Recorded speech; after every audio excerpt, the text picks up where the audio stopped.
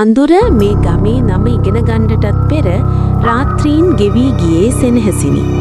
ඒවා පහන් තෙල් එළියෙන් හෙමින් සිනාහඩින් සහ හුරුපුරුදු පාසටහන් වල සුවයෙන් වෙලී තිබුණි. කිසිදු අනතුරු ඇඟවීමකින් තොරව වාතය පවා වැරදි බවක් දැනෙන්නට පටන් ගත්තේය. රාත්‍රිය නොපෙනෙන යමක් පිබිදෙන තුරු බලා සිටින්නක් මෙනි.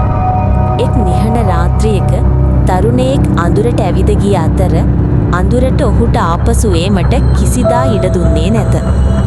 පහන් වන්න විට කටකතා හිරු එළියට වඩා වේගයෙන් පැතිර ගිය අතර බිය සෑම නිවසක් තුලම සහ සෑම හදවතක් තුලම තැදින් තැන්පත් විය. අඩුවක් නොමැති පුරපෝය සඳ යට රූමත් යුවතියක් වනයේ ආසල තනිව සිටියාය.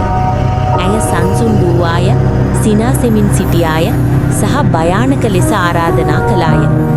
ඇගේ පැවැත්ම උණුසුම් හා ආරක්ෂිත බවක් දැනුනි. දුර්වල මනසක් පියවරෙන් පියවර කිසිදු ප්‍රතිරෝධයකින් තොරව ලංකර විය. ආශාව තර්කය නිශ්ශබ්ද කළ අතර වනාන්තරයේ මගද ඇය පසුපස ගිය මිනිසාද ගිලගත්තේය. අලුයම පොළවේ කිසි තැනකට නොයන්න පාසටහන් දක්නට ලැබුණි. හරියට වනාන්තරයේම සත්‍ය මකා දෙමුවක් මෙනි. වෙවුලන හඬින් වැඩිහිටියෙන් බියෙන් බලලා දැමූ නමක් කතා කළා. මෝහිනි, මායාවෙන් හා කුසගින්නෙන් උපන් යක්ෂණිය. මෝහිනි දඩයම් කරන්නේ මායිෂය පමණක් නොවේ. ඇය ආශාවෙන්, දුර්වලතාවෙන් සහ රූමත්කම හානිකර නොවන බව විශ්වාස කිරීමට මිනිසාට ඇති අවශ්‍යතාවයෙන් පෝෂණය වේ.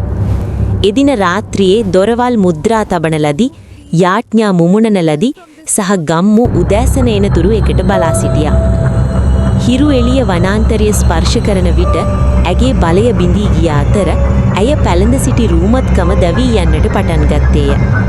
ගම බේරුණද නිශ්ශබ්දතාවද බියට වඩා බර වූ අතර කිසිවෙකු නැවතත් රාත්‍රිය විශ්වාස කළේ නැත. ජනප්‍රවාද කිසිදා සැබවින්ම අතුරුදහන් නොවේ. ඒවා නොසැලකිලිමත් මිනිසුන් නැවත අන්ධකාරය කරා යොමු කරන තැන ඉවසීමෙන් බලා සිටී.